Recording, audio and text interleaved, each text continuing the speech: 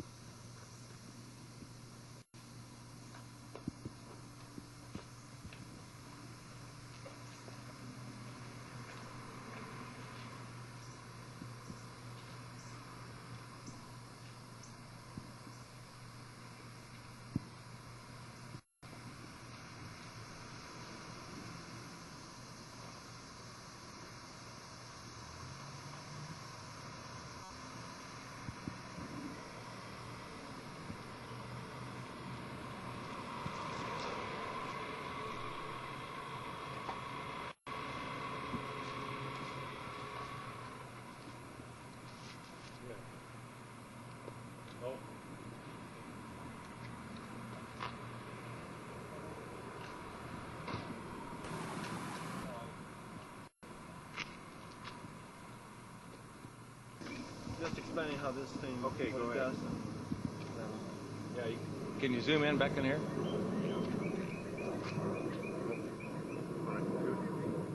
Are we on? Okay. Yeah. Okay, now this is the hydrogen computer system, which was designed in order to be able to process the fuel, to produce the hydrogen gas from water and do it economically and be able to control its firing, go in the engine to allow the Volkswagen engine to run off of hydrogen. There's a lot engineering design that went into this, even though that this is our systems engineering approach. The hydrogen computer system you see here will be miniaturized down to several IC chips, which will allow us to give the economics to apply to a conventional car. Over here, there's very unique design features that had to be developed in order to develop the water fuel cell as a retrofit energy systems to conventional cars.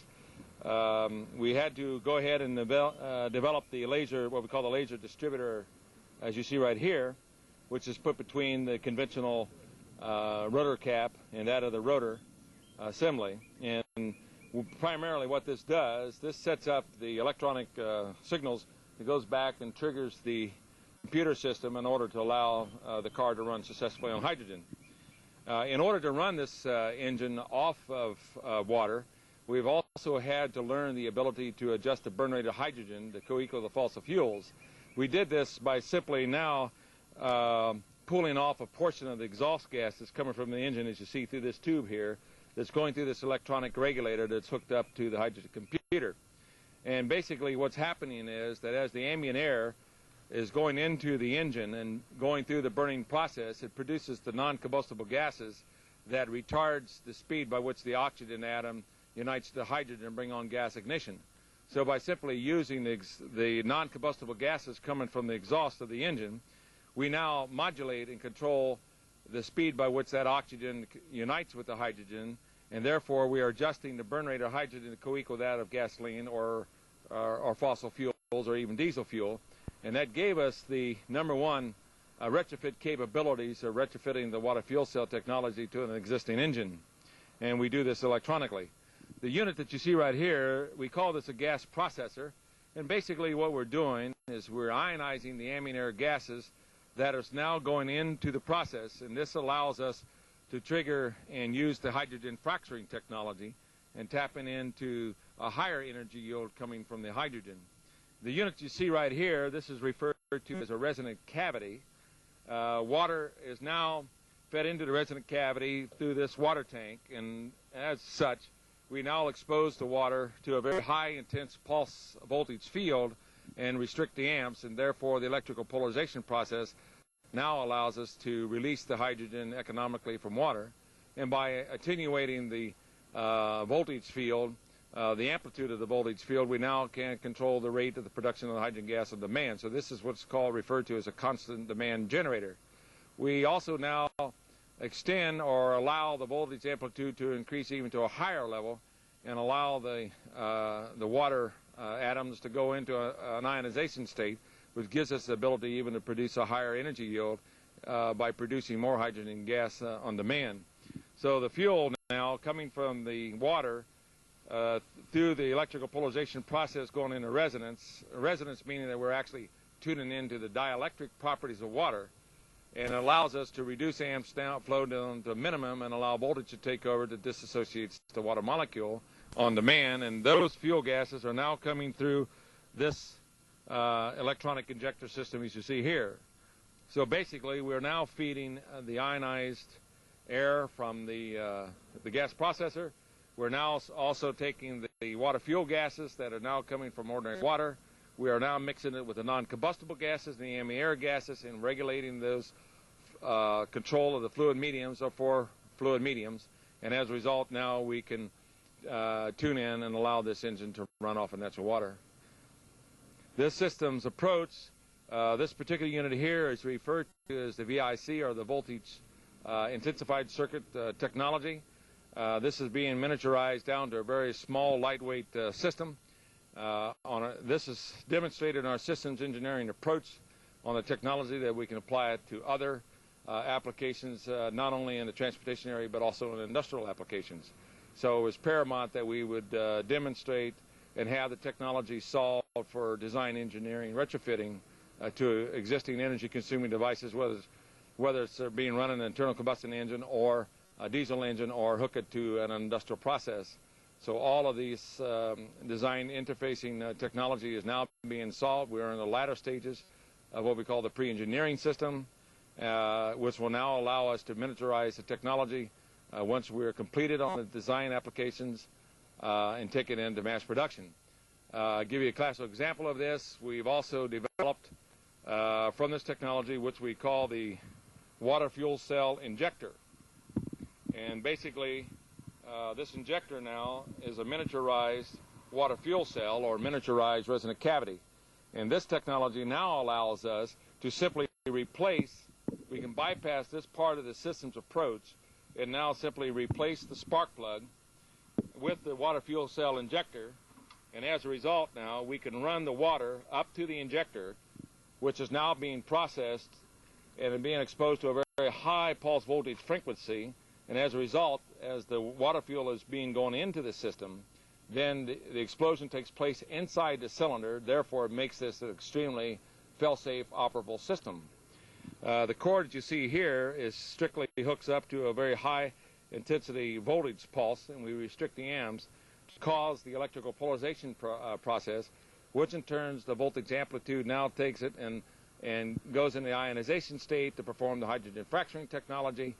And then in turn the high pulse voltage frequency now allows the ignition of the gases. So therefore we do this electronically. And so this technology has taken us down to the water fuel cell water fuel injector as you see here today, which gives us a very economical way of simply converting and running a conventional car on natural water. So basically what we do is we feed ordinary natural water in here, non-processed natural water. We now feed the ambient air gases being ionized. It's being mixed with the water. And then we mix the non-combustible gases going in the system that regulates the control and so allows us now to release the thermal explosive energy from hydrogen and do it on a control means.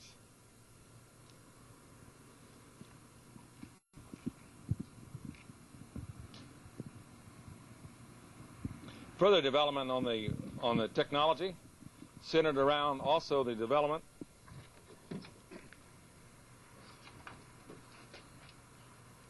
of what we call the laser accelerator control. And this had to be developed in order to translate from a mechanical displacement to an electronic displacement in order to allow the hydrogen computer system to produce the gas on demand based on acceleration control. So what you're really seeing with the water fuel cell as it is today is that we have a full system engineering approach allowing us now to use water as a main fuel source to be able to run a conventional engine and run it on water and do it and equal or supersede the performance of a car running on gasoline and diesel fuel. Many people do not realize that when you run a car or truck on either gasoline or diesel fuel, you're actually running it on hydrogen. And all we're doing is using the hydrogen from water.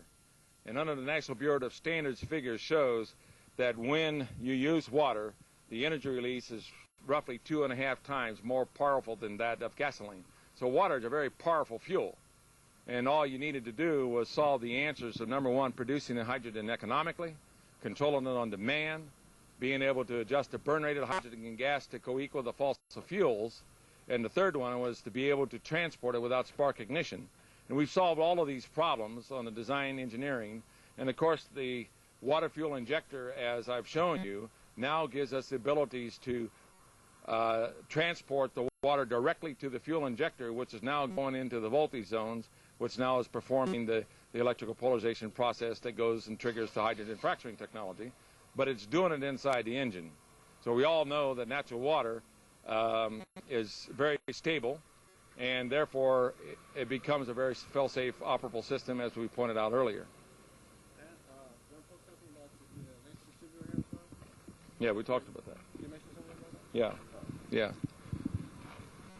So in a system engineering approach, in mass production, it looks like we can translate and reduce the systems approach down to a unit that costs roughly $1,500 per vehicle. For trucks, it will be slightly larger than that, below $5,000. It looks like we'll be able to reach the economics to it and use an ordinary natural water. You add nothing to the water. You don't process the water in any way. Now here's another feature to the system that everybody asks me about, is what happens to the water in the wintertime? Does it freeze up?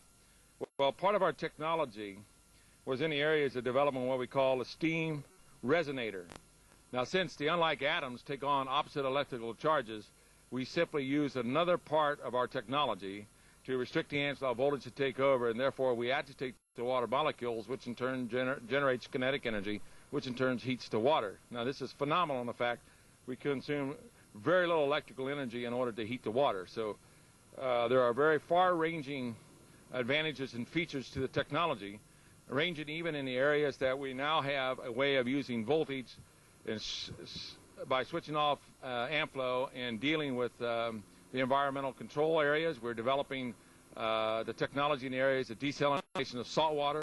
Whenever you have a free and abundant energy source like water, it's only limited to the imagination to put it to work. This technology is very applicable to desalination of the salt water, handling of toxic waste chemicals by high pulse voltage frequency and restrict the amps. We now can separate the molecular structure of toxic chemicals and render them useless and safe. It also takes us to the technology of combining unlike atoms that heretofore was not possible under the natural state of covalent link-up. This led us to the development of the EPG electrical generator technology, where we're able to manufacture a magnetized gas that exists at room temperature and enhance the electromagnetic field without increasing mass. So our technology since the time of the era of embargo has been very far-reaching to give us a comprehensive energy source that we literally can use anywhere into the economies and move in a bilateral movement throughout the economies of the world to bring an energy source in. And as I pointed out earlier, the pending energy crisis that's will confront us very quickly. We literally have the ability now of systems engineering it to mass production very, very quickly, and hopefully be able to stem off this imminent energy crisis that is now occurring.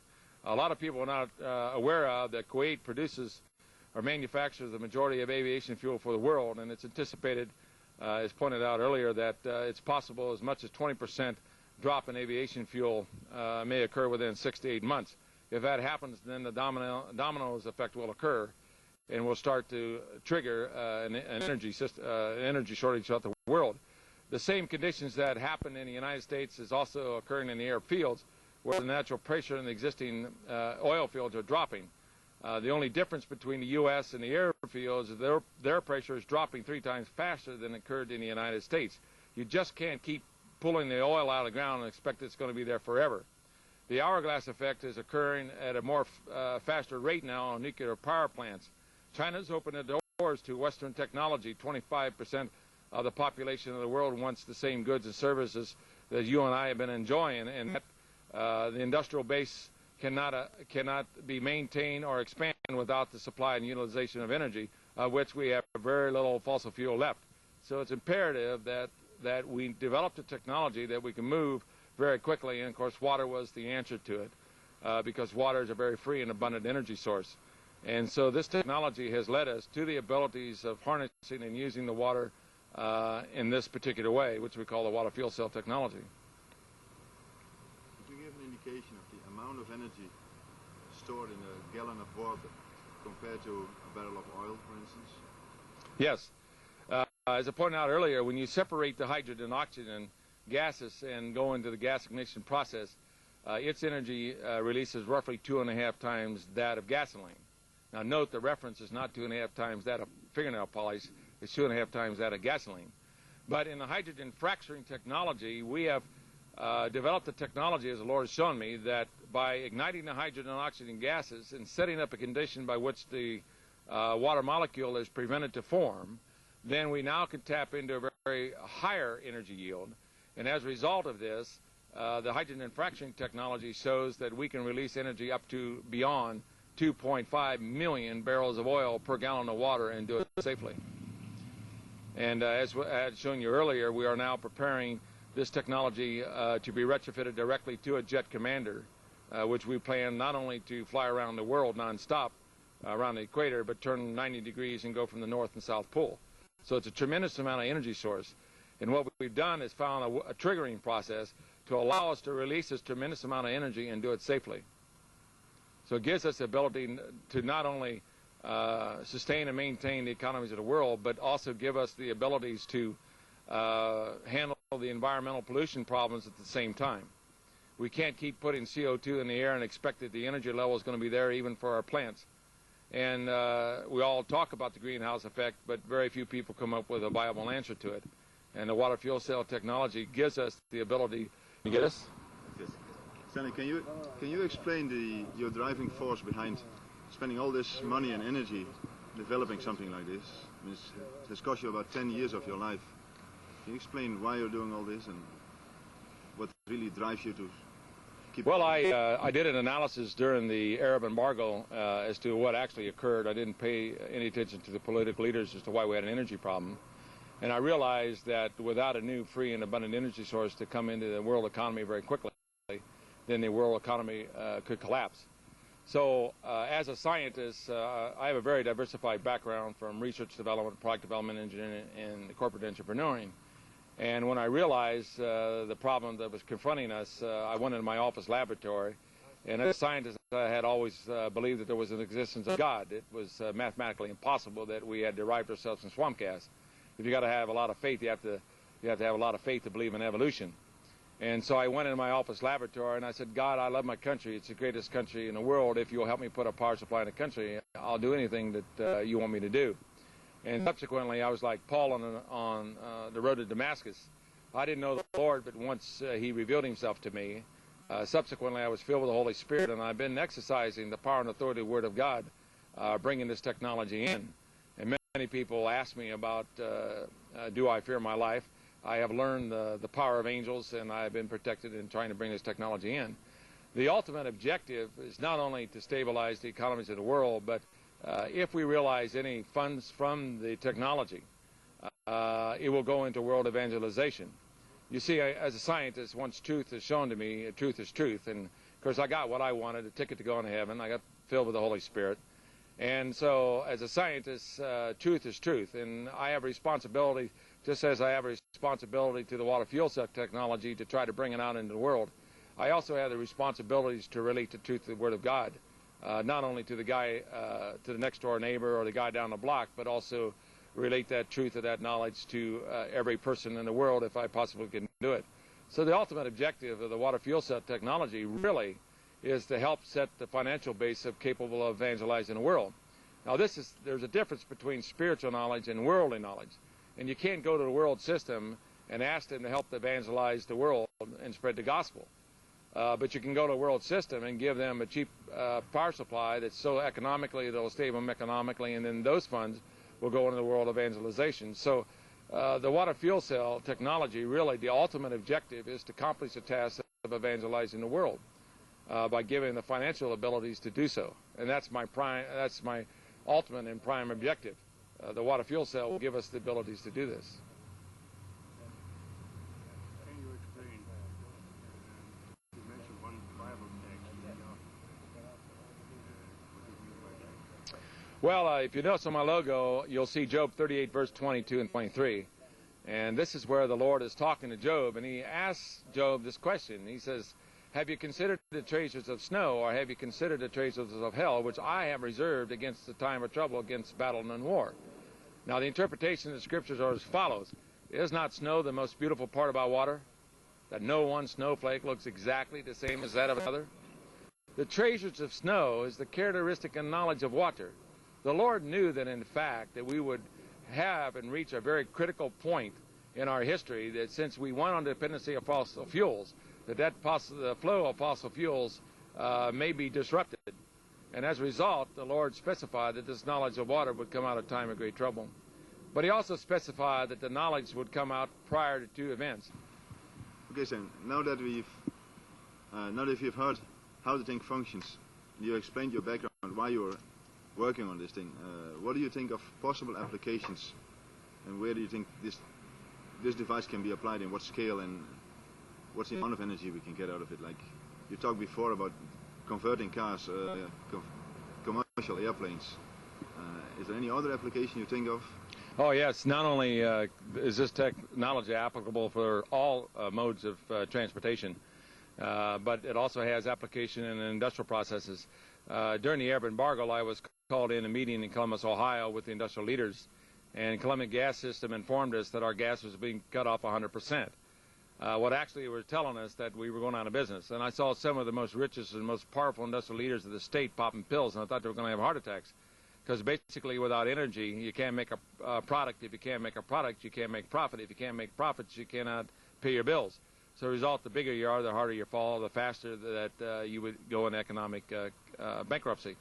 So it was imperative that this technology not only be developed for the transportation areas, but also to apply to industrial applications, to be able to give energy. The technology and the hydrogen fracturing technology that gave us the abilities to go in and to protect the military integrity of the Western world. So this technology is applicable not only in those areas, but for example, during the Arab embargo, our Navy task force did not have the fuel. And so as we have the abilities now to go on the maritime applications, literally run the ships off of water as a main fuel source, and at the same time using the application is cleaning up our environment and preventing from the CO2 and the contaminants that go in the air. So we can move this technology bilateral in every aspect of the economy and do it very, very quickly.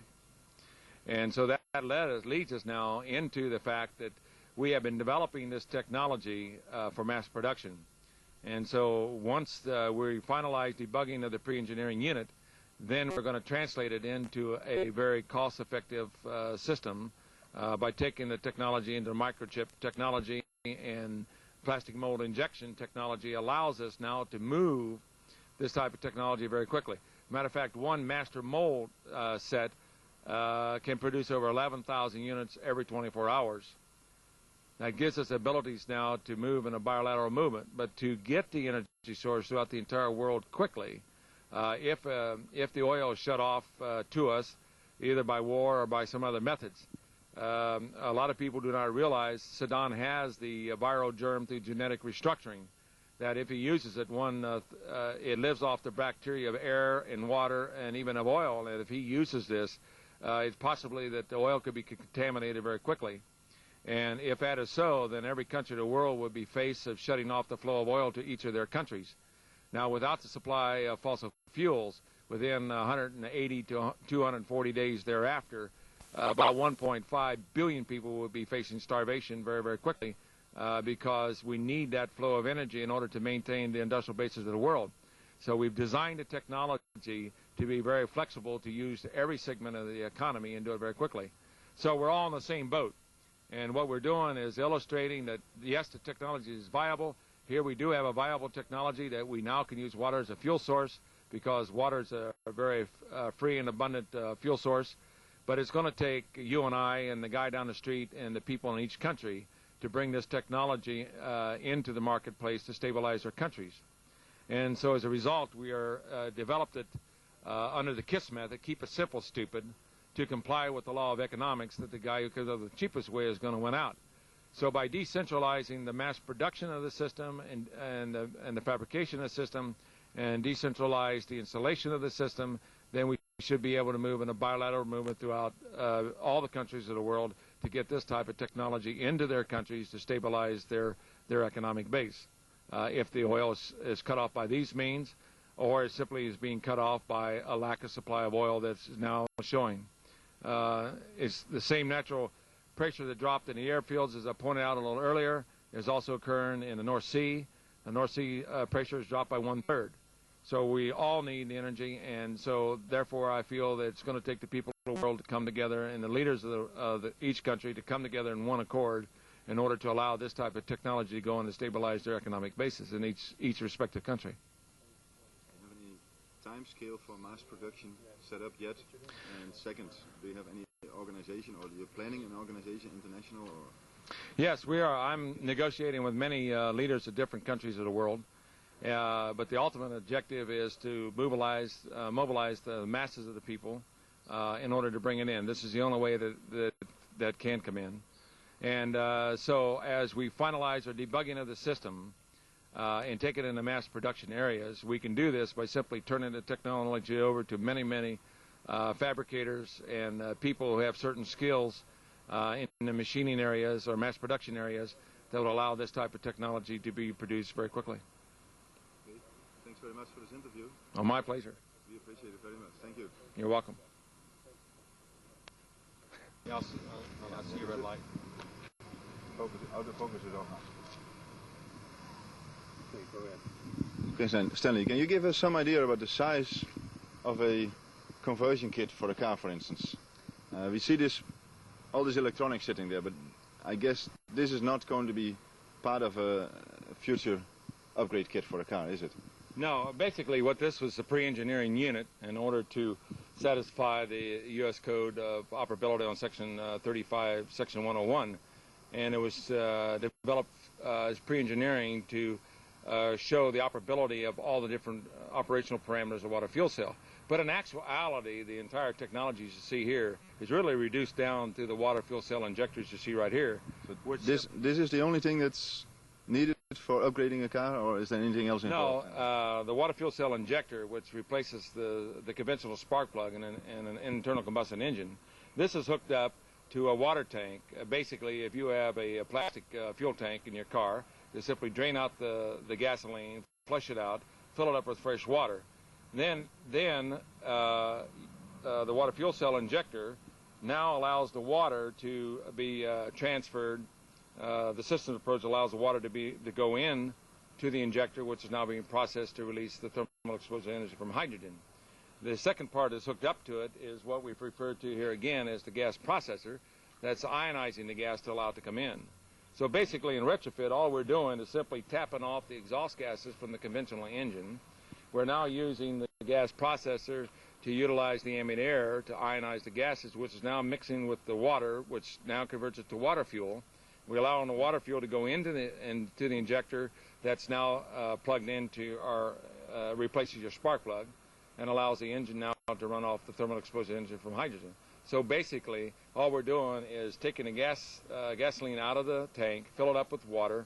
We now replace the spark plug with the water fuel cell injector, and we now hook a small little miniaturized computer which controls and meter mixes the gases going into the engine to allow the engine to accelerate and deaccelerate. So the installation is a very small, lightweight, compact electronic control system. Okay, now the distributor.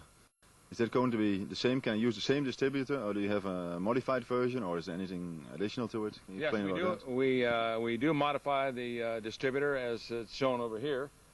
We simply take off the conventional gas rotor cap out of a conventional engine, and we put the laser distributor in between the distributor assembly and the cap, and this now sends the signals to the computer system, which will really be a composite of several IC or integrated circuit chips that miniaturizes the hydrogen computer system. Okay. This whole hydrogen stuff, isn't it extremely explosive in the car? Is there any danger involved? What's the safety aspect of it all? No, we have actually solved the problem. There's no storage of hydrogen whatsoever. The water goes into the injector, which now allows it to go into a high pulse voltage zone, which performs the electrical polarization process. So the water is only converted into thermal explosive energy as it enters the injector. So the thermal explosive energy is now occurring inside the engine. So the electronic system is designed to regulate and control the explosion of the energy, which now co-equals that of gasoline. So it's a tremendously fail-safe, operable system. Okay, so it's safe, it's a small system. Yes. What about maintenance of the car engine itself? Do I need more maintenance? Is there a difference? Is there anything, do I have to modify anything on the maintenance schedule? No, just keep the same maintenance as you have it. Since you're releasing thermal explosive energy into the engine and you're co-equaling the burn rate of gasoline, then there's very little maintenance. If there is any maintenance at all, we developed the technology years ago that we could really impregnate the cylinder walls of the engine with Teflon, and we can even impregnate treat the bearings and literally run an engine off of the Teflon and eliminate the oil. If that occurs, then you can use a product something like Slick 50 in the engine if you would need it. But the wear factor, since it's a very clean burning fuel, hydrogen is a very clean burning fuel, then the engine oil is not contaminated under the old method of running on gasoline or diesel fuel. So it's an extremely clean burning fuel. Good. Are we on? Yeah, the red low light. temper. Good, Stanley. What about the valves in the engine? The pistons, don't the pistons burn out because there's no lubrication of the lead or any other additives to the usual gas? No, the valves, have been designed very recently to operate off of non-leaded gasoline. And since we use the exhaust gases to cycle back in to modulate the burn rate of hydrogen gas, as we now control the burn rate to co-equal gasoline, then the engine temperature and operations are duplicating the same thing on gasoline or diesel fuel. So you don't change the engine in any way. And this allows us now to retrofit the water fuel cell technology to any existing engine. And that's very important because it now gives us the ability that we can stabilize transportation, as we talked about before, if the energy is cut off. Okay, so now the accelerator. Can I still keep the same mechanical accelerator, or do you have a new device for that as well? Yes, we developed over here as we come along.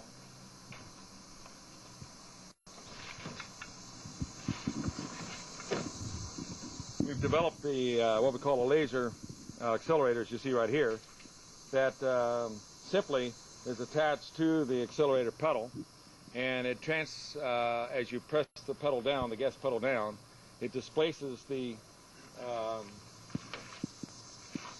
mechanical displacement into electrical impulses, which now is fed into the micro-miniaturized computer electronics. So this gives us the abilities now to control the acceleration.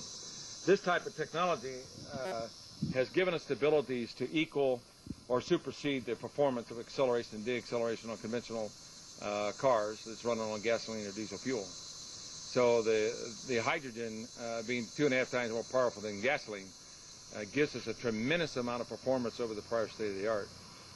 It runs very smoothly, and it has a very unusual sensation. Generally, when you're running a car on gasoline, you have this kind of a pause.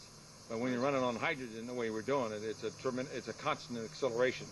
So it's a extremely very fast responding fuel source that's coming from water. So you're claiming that performance is equal or better as a normal gasoline car? Oh yes, definitely. It'll even start up quicker. In the wintertime, you're dealing with a liquid gasoline or liquid diesel fuel, and you have problems in starting. In cold weather, you don't freeze gas atoms, and so by converting the water into instant energy, gives us the ability to start the engine very, very quickly. When you start an engine in the morning, for instance, how long does it take before you can drive away? Oh, it's an instantaneous startup. Immediately when the pulse voltage frequency hits the water, it converts it to the gas, which now produces the thermal explosive energy. So it's an instant type of start. Okay.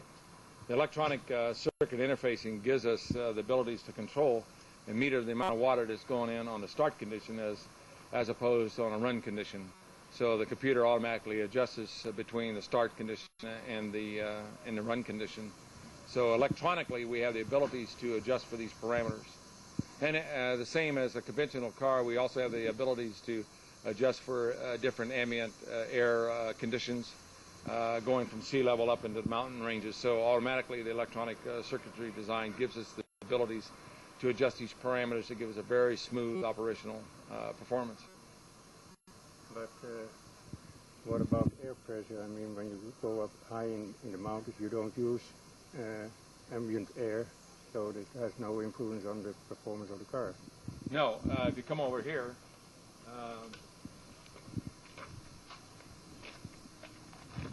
here we have a device is a metal bellows, which now allows to control the amount of ambient air going into the engine of the car. And this automatically allows us to regulate the ambient air pressures going from sea level up into the mountain areas. So electronically, these solenoids you see here have sensors that automatically senses the amount of ambient air pressures, and they're automatically electronically adjusted to compensate it for difference of air pressure. So this allows us now to give us tremendous good performance going from sea level right on up into the high mountain regions.